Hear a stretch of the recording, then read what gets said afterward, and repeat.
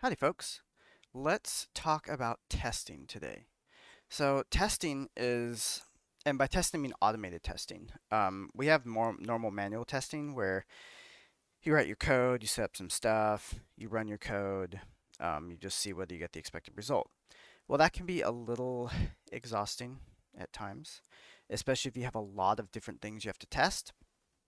In the past, we would actually have QA teams that would have lists of tests that they needed to run manually, and they would go and run through manually every single one of those tests, do all the steps in order, and verify that the appropriate results showed up. And that worked, but it was really expensive, and so it's not done as much anymore. So a lot of tests now are automated, meaning that we have a script or software that runs the testing for us. So all we have to do is tell it what to test, and it figures out the rest and verifies all of our code is still working. Why are tests important? Well, there's two reasons. One, because we want to make sure our code actually works and does what it's supposed to do. If you've built a complicated project that you think does something and you spend a lot of time on it, you probably want to make sure that it actually does the thing that you think it does before you give it to your customer. The second reason is to verify that functionality continues to work. So let's say you get into a project that you've never seen before, someone else wrote a bunch of that code, and you've got a new feature you have to add. So you go through, you add it, you clean up a little bit of that code while you're at it, and then all of a sudden there's bugs because you didn't know exactly what that code did. How could you? You're brand new to the system. If there were tests in place, then those tests would have failed, giving you an early warning indicator that you broke something that the system was supposed to be able to do, it can't do any longer. This is also useful when you're dealing with your own code. If you come back to code that you wrote 6 months ago, I guarantee you're not going to remember what it did. You're not going to remember all the little intricate little ins and outs of what that code was supposed to do. And so tests. So here's the system that we're looking at here. This is our prompt. Write a user class that has the following abilities. You can create a user with a username, password, and name. You can log in a user with a username and password. You can change their name, and you can persist it to the database via an endpoint, via an API. So what we're going to be using for this is something called TDD, test-driven development. Now, what is test-driven development as opposed to development-driven development? Well, in normal development, you write a bunch of code, and then you write a bunch of tests that test that code. This is the most common way of developing. But what can go wrong there? Well, a couple things. One is you could forget to test something. You could write a bunch of different code and then forget that you wrote an if statement somewhere that verifies if the user's name is less than 4 characters, and then maybe you forgot to test that code. And if you forgot to test it, not only could you run the risk of it not working, but you also run the risk of someone else accidentally deleting that code and not knowing because there's no test that verifies that functionality is still there. So test-driven development avoids that by writing the test first. So the first thing you do is you write a test that you know is going to fail. And it's going to fail because you haven't written the code for it yet. Well, that seems a little counterintuitive, right? What it means is that once you write the test that you know is going to fail, then you write the code that makes it pass. And if you do that in little incremental steps, write a test, write the code that makes it pass, write a test, write the code that makes it pass, you're almost guaranteed that every single piece of your code is going to be tested because you didn't write that code unless there was a test that needed it to pass. So it's a little complicated and it can be a little slow at first, but if you really get the hang of it, it can be really, really good to help you be more optimized in your code, write better code, and make sure that your code is well tested. So let's get started. I've created a package.json file already. You can see it's empty. I'm actually using pnpm for this, but don't worry about that too much. This is essentially the same thing as npm. So all of these commands should work there as well. Right now we have test. So if we run npm run test, it just says, hey, no test specified because that's what we told it to say. No test specified and exit. We've got our user class. So this is a constructor function, or it will be once we're done with it. And we want to run some tests on this. So the first thing we want to do is we want to actually make a test directory. And that can be under your source directory, or that can be at your top level. I'm going to put it top level, and I'm just going to call it test. So I created a new folder called test. Inside that, I'm going to create a new file. Test files, by default, you want them to give them roughly the same name as the file that you are testing. So we're testing the user.js. So I'm going to call it user.test.js. Why am I doing .test? Well, the testing framework that we use automatically knows to look for those files. So it will magically look for all the files that have the phrase .test in them. And if it finds those files, it's going to try to run the tests in them, which can be kind of nice because otherwise you have to tell it explicitly, these are all the files that I need you to test, so please go test these files.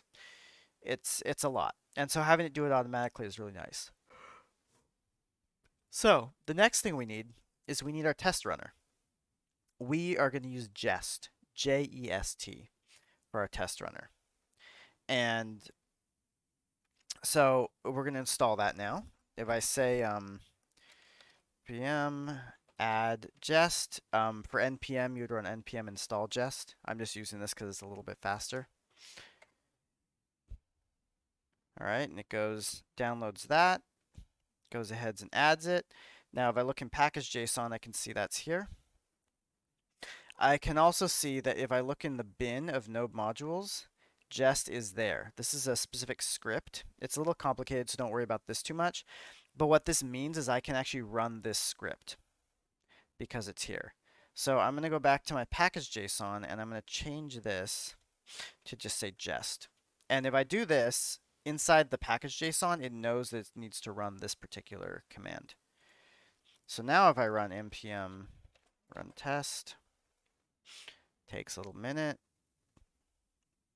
And you notice it does actually find our file.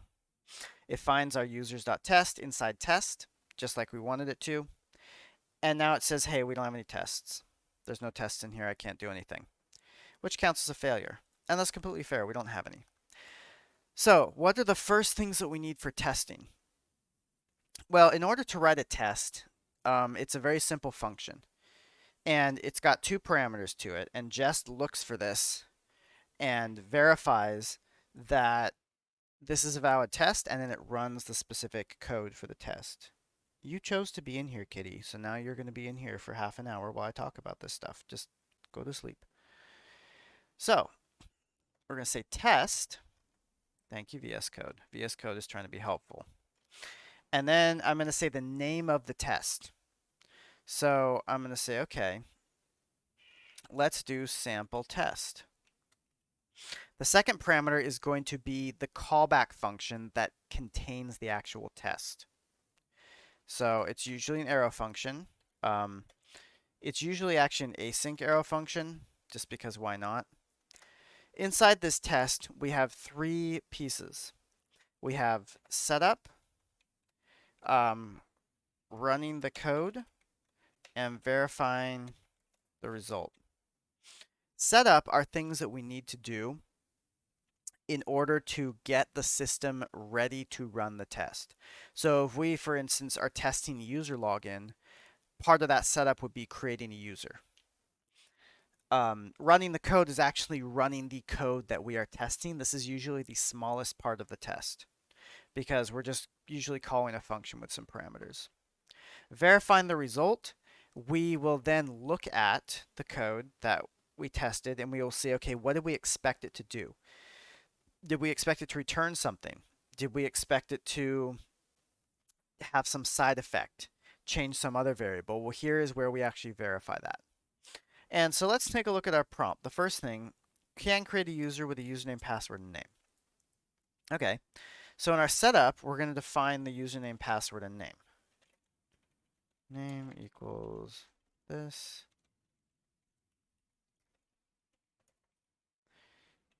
I would definitely recommend that you do not put a real password in here. Name equals equals. All right, that's our setup. We've set up these variables. Now we're going to run the code. We're going to make a new user. User equals new user. Okay, and you notice VS Code was smart enough to automatically import that for me. Very nice of it. Username, password, name. Then we verify the result. What are we testing? We're testing that we can create a user with a given username, password, and name. That is what should go in here in this string. We can create a user with a username, password, and name. When you're defining a test, you define the test name as what you want to have happen. Not like, hey, I hope this works, but you say, this is what I expect is the outcome of this test. It's really useful for people to look at where they say, if this test is failing, what should it be doing? What needs to happen for it to be passing? All right, so we've got that there. So how do we verify the result? Well, we want to check to see if the user's username, password, and name are set. The way we do that, and the way that the test needs it to know, is we use something called expect. What expect does is it basically throws an error if the condition you put into it is false, or is not a real, like not a true condition. And the reason we use expect, we could use a bunch of other things, but the test runner expects the error to show up in a certain way if it fails. And I'll show you why in a second. So I could say like, okay, if user.username is not equal to username, throw new error, bad username. Okay, let's see what happens if we do that. Okay, we run this. It's running. And you can see now it's like, oh, I threw an error. Well, that's definitely a failure of the test, but we don't really know why it failed. Why did we get a bad username?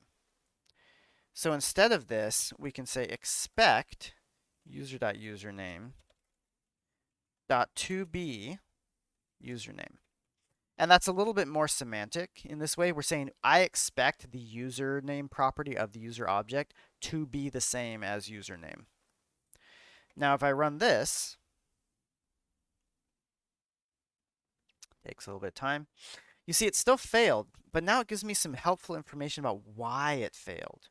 It's not just saying, hey, there was an error thrown, I gave up. It's saying now, hey, I expected this value to be this string, but I got undefined. That's not right. We don't expect undefined. Okay. Why did we get undefined? Well, because this function doesn't do anything. We wrote a test that we expect to fail because we haven't written the code to do the action yet. And this is TDD. Now, I've got this test, right? And let me put in the other two verifications. Well, I'll just leave this for now. Okay, so now I'm going to say, okay, user, we need this expect to succeed. In order to do that, we need to make sure this field gets set.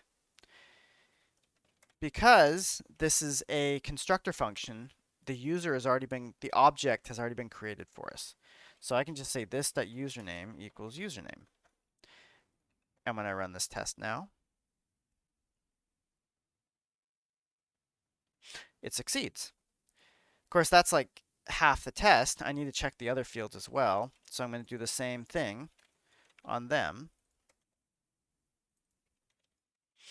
And name. Okay.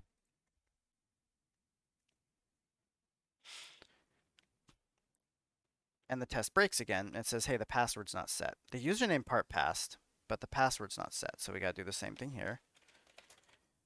And then this.password equals password, this.name equals name. Run it again. All right, test passes. Now, what's so valuable about this? Well, I'll tell you why. Let's say I'm doing some rework of this, and I accidentally delete a character, right? And then I check this in, I commit it, it goes into the main branch, nobody notices it for 4 weeks until someone actually tries to make a user and it fails. Or, now that I have this test, as soon as I run this test, That fails. And then I look at it and I say, wait a minute. Why is the password failing all of a sudden? And I look back through my code and I realize I made this typo. This test has now saved me from committing a typo into the system that would have caused bugs, would have caused errors. Instead, now I can say, oh, that failed. Okay, I better fix that typo. All right. So, hello. Hi. So what's the next thing? We can now create a user with a given username, password, and name. Let's look at logging in a user. That's the next function. All right, so we're going to create a function for that. .login equals. Okay, so when we log in, we pass in a username and password that the user entered. Oh my God. Okay, kitty. This is what happens when your cat sits on your enter key. So we create this function, right? In fact, that might even be a little premature for TDD. So actually, let's just comment that out for now. So let's write the test that fails. Okay, test, we can successfully log in with a username and password. Async function. All right. So setup, run code, verify result. What's our setup? Well, we want to create a user. So I'm actually going to copy this stuff here.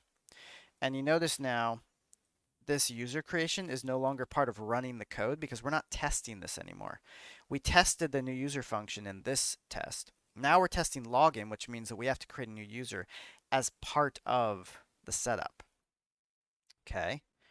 Result equals user dot login, name and password. Okay. Now this result should be true because we're assuming we logged in with the correct credentials. So we expect result to be true. So now let's run this. And see TDD, we're only writing, we wrote a whole test, but we wrote very little code. Okay, user login is not a function. Well, we can fix that. We're just going to uncomment this. Minimum amount of code. Does that tiny bit of code that we put in make the test pass? Nope, because we're expecting true, we received undefined. Okay, well then let's verify. Let's write the minimum amount of code to make that pass. Return true.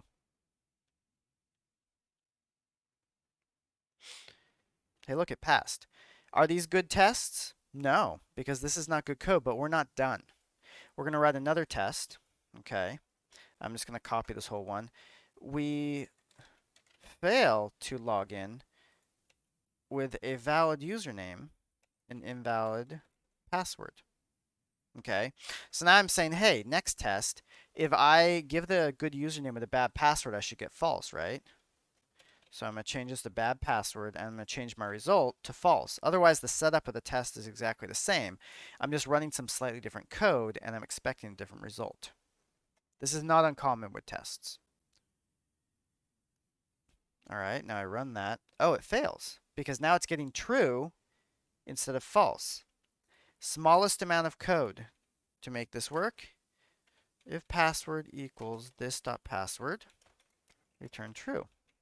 Otherwise, return false.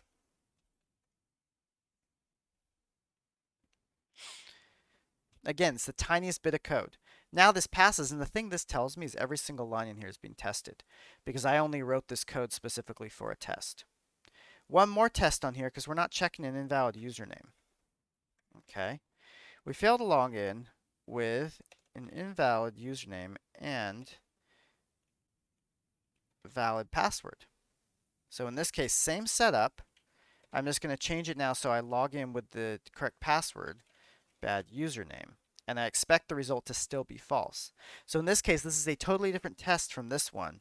The setup and result are the same, but the code I'm running is different. Again, not super uncommon.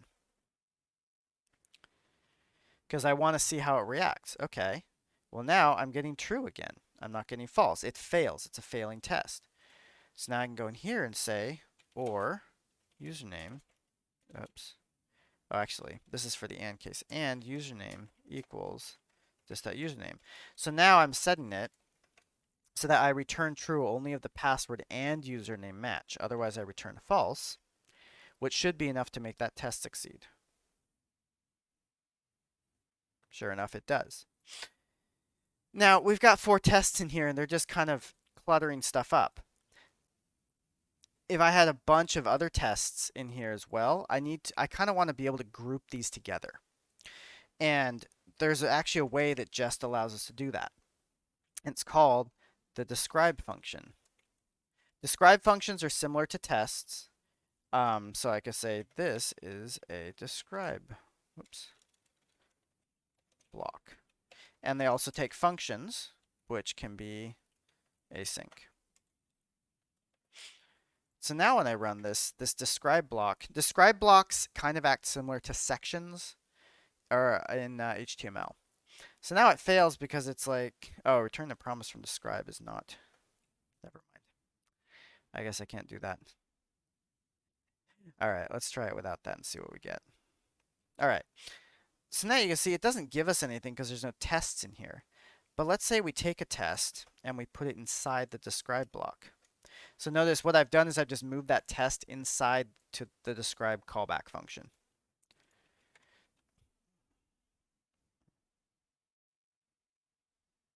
Run it again, and now you can see it makes a nice little header here. So I can group these. So what is this test for? This is actually initialization. Initialization. Let's make another describe block. And what are these tests for? This is for login. The describe block description doesn't need to be super complicated. It just needs to kind of indicate to you what are these tests, what do these tests all have in common. So now I've got an initialization block with this one test that calls new user. And now I've got a login block that has these 3 tests in it. If I run this now, you can see now I have these 2 blocks. And so if something fails here, I can see, oh, that has to do with the login function. Even if it's not immediately clear it's login, I know it's part of this block. Now, we want to do another layer on top of this, and that's because we have login, we have initialization. Nothing says that really indicates a user. We can look at the test for that, but if you have got 200 tests, you might want to know what you're initializing. So we can actually nest our describe blocks. So what I'm going to do is I'm going to put a describe block on top of the rest of these. Oopsie. So what I've done now is I've basically nested. I've got this describe block with its 1 test and this describe block with its 3 tests all underneath that one describe. And I'm going to call this one user. And if I run this code now,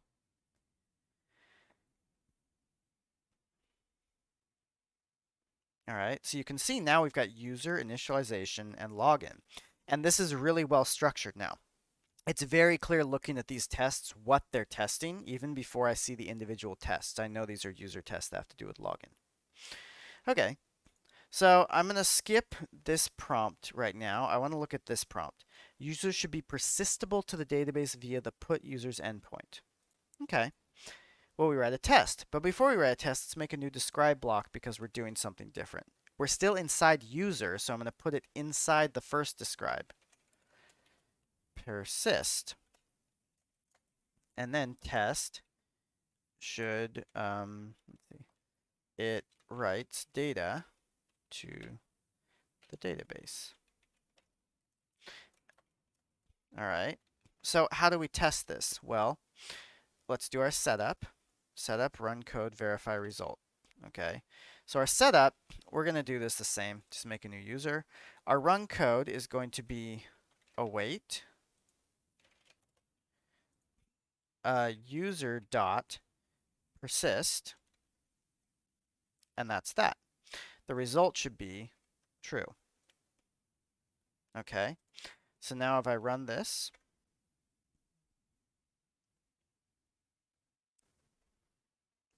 it's going to fail because I never created the persist function. Okay, so let's do that. This.persist equals this. empty function.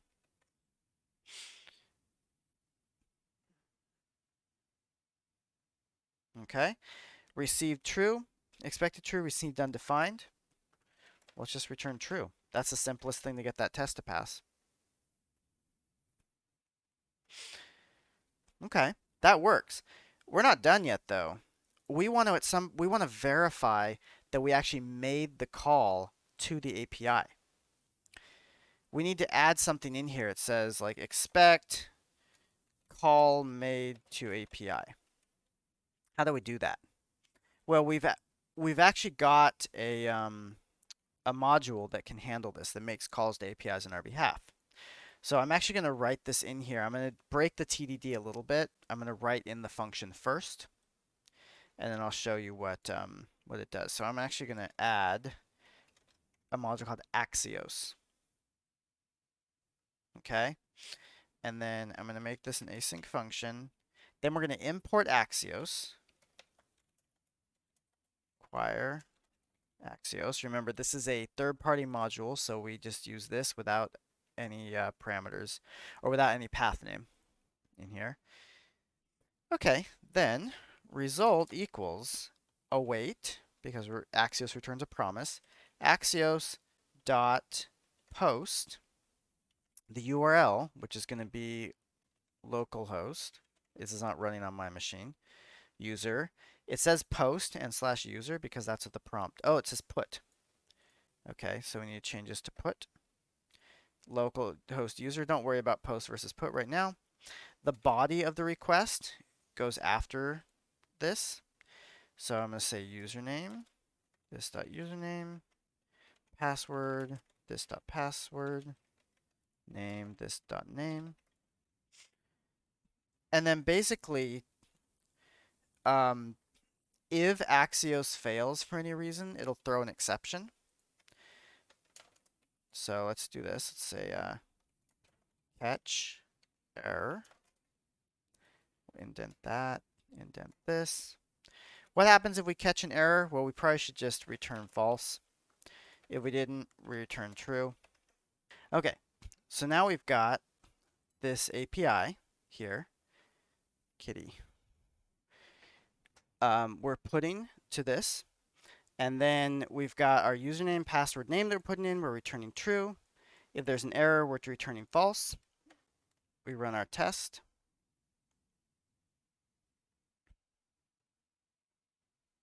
All right, and it succeeds. Now, here's the problem. We're calling the API constantly. We don't actually want to call our APIs in this case. If they're third-party APIs, we're wasting our access tokens.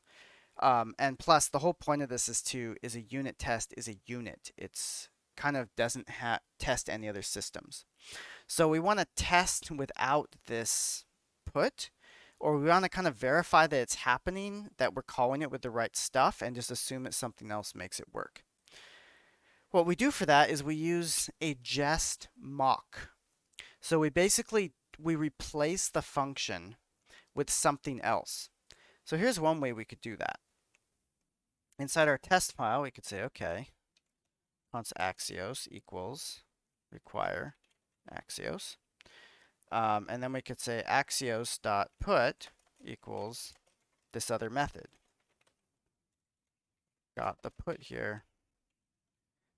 Okay, now if we run that,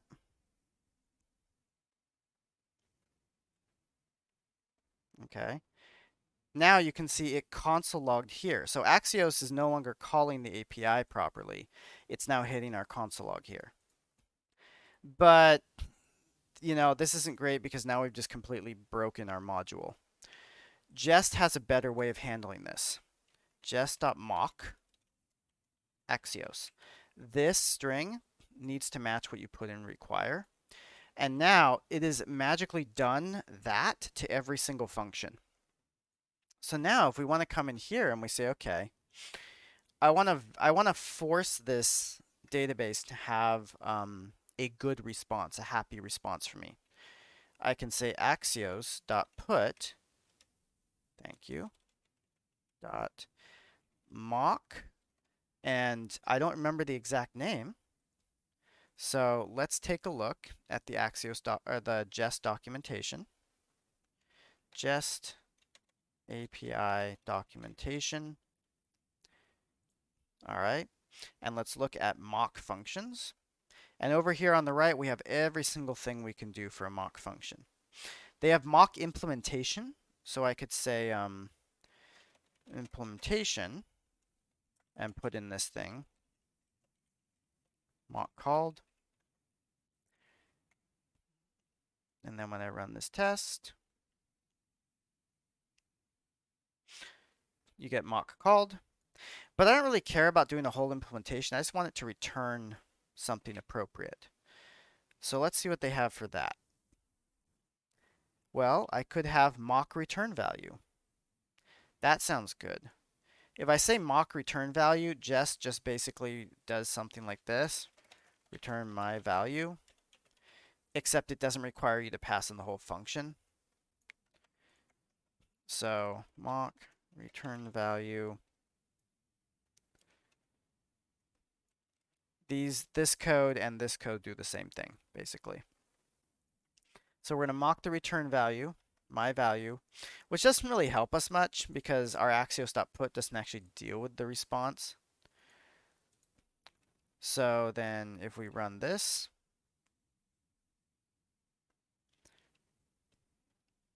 no difference yet, but then we're actually going to do an expect on it. Expect axios.put to have been called with, and then we give it the parameters, localhost user, and then username, password, and name. So we're telling Jest now, hey, I expect that this function was called with these parameters. And you can see it passes. If I accidentally go in here and I say, oh, you know, I typo something, right? Run it. It fails. Because now it's saying, hey, this was called with this object, not this one. You can see it actually gives you a really nice breakdown of this field specifically. The minus, the green says we didn't find this in what you gave, and the red says we didn't find this in what was actually called. So the green is like a field that I told it I expected to see, and they're like, we didn't find this. The red is something I didn't tell them I expected to see, and they did find, which makes sense given what I did.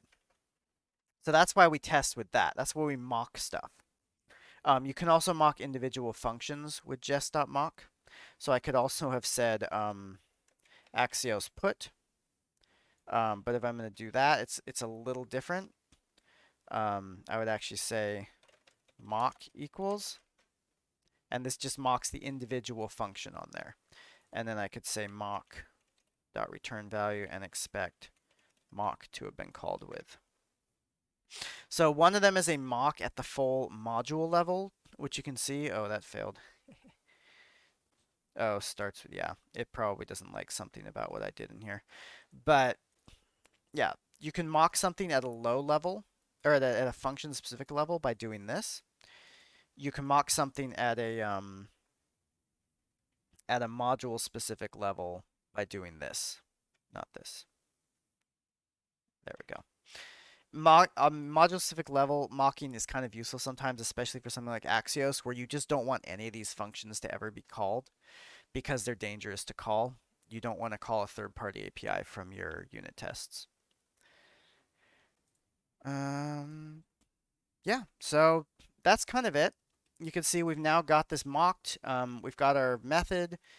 We don't necessarily care. We could write another test to handle the error and make sure it returns false in the case of catching an error, which we could do. Let's see how we would do that. It looks like we could do mock rejected value. Rejected value actually acts like it's a promise reject. And if you remember from class, a promise reject in an async await will actually trigger the catch. So if we do a reject, this catch will fire, which means that the return false will fire. And so that's how you would test that. Anyway, testing is really complicated. Writing good tests is an art. So start early. You're going to write some really bad tests to start off with, and that's okay because you'll learn what's good and what's bad.